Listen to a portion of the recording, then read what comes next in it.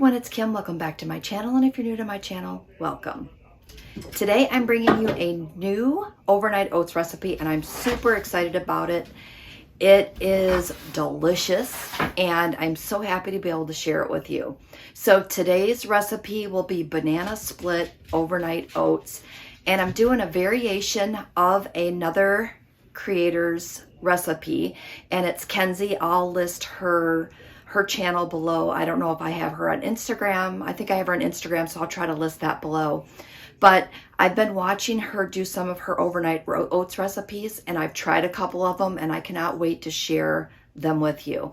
So I'm doing this as a standalone video because I know that you're going to want to refer to this one over and over again. So I'm going to turn you around. We're going to get started, and I'm going to make 3 of the banana split overnight oats today.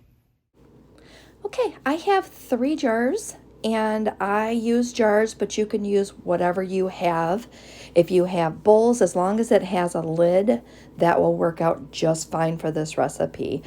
Today I'm making 3. Sometimes I make 4, but again, today I just wanted to make 3.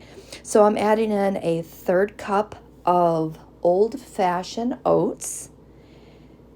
The next thing I'm going to add in is a packet of sweetener. Now you can use any type of sweetener you want. When I tried these were a little sweeter than I expected. So, I mean, you could leave the sweetener out if you prefer, because of the fact that we're going to be adding in some vanilla, sugar-free, fat-free pudding mix. And when you put that in, that is a little sweeter, so that's going to take care of the sweetness for you. So the next batch that I make, I will probably leave the sweetener out and test it out that way. So we're going to be putting in 1 teaspoon of the sugar-free, fat-free instant Jell-O pudding mix. I think I forgot to say that the first time. So you want to use the instant. And then we're just going to continue on and put 1 teaspoon into each. Now, the 1/3 cup of oats is 2 points. 1 teaspoon of the Jell-O pudding mix is 0 points.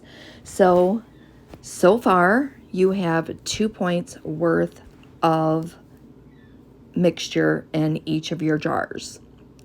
The next thing we're going to add in is some unsweetened almond milk. You can use the vanilla almond milk, or you can use just regular unsweetened almond milk.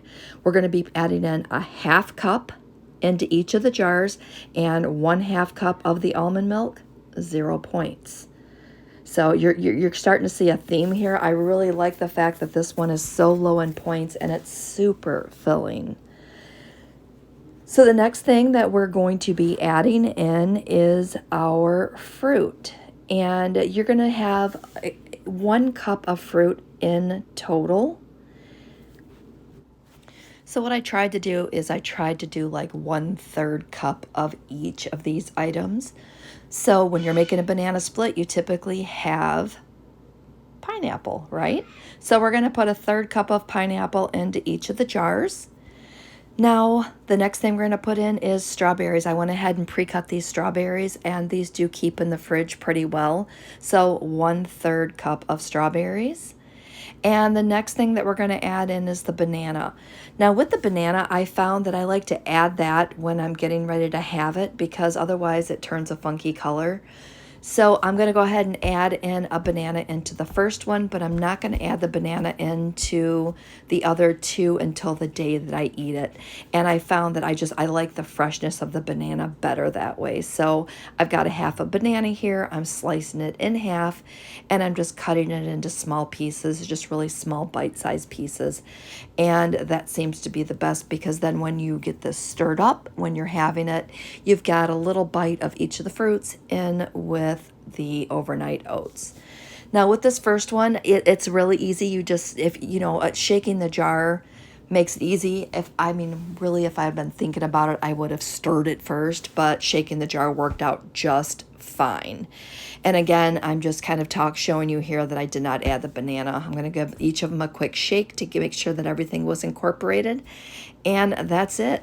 You can put them in the fridge at least 4 hours, but you can keep them overnight. And again, I did make 3 of them, so I'm going to have these over the next 3 days. And I'm telling you, that addition of that 1 teaspoon of pudding mix game changer. It is so, so good. So I hope that you make this in your kitchen. It is delicious. And let me know in the comments what you think. Don't forget, leave me some comments and like this video.